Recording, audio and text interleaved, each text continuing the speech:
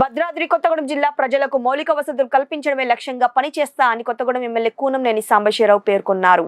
13 ఏళ్లుగా ఎదురు చూస్తున్న తెలంగాణ నగర్ కాలనీ ప్రజల కరెంటు కష్టాలు 15 రోజులు తీరుతాయనడంతో కాలనీ ప్రజలు ఆనందోత్సవంతో కేరింతలు వేశారు. ఈ కార్యక్రమంలో DCMC chairman Kotwala Srinivasa Rao, CPI జిల్లా కార్యదర్శి SK Shabbir Pasha, municipal commissioner Swamy, MRO Nagaraju ప్రజలు పాల్గొన్నారు.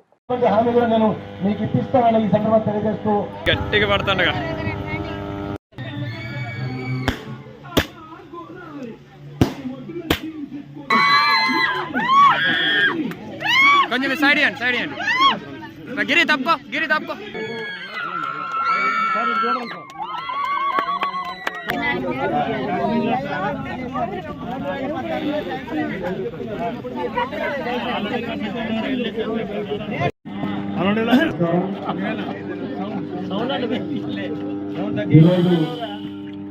తెలంగాణ నగర్ రావడం జరిగింది.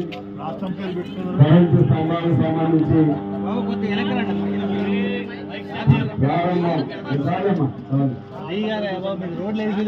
ప్రారంభ కార్యక్రమం మొత్తం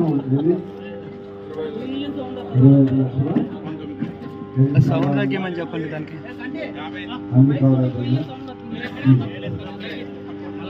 ఇది మా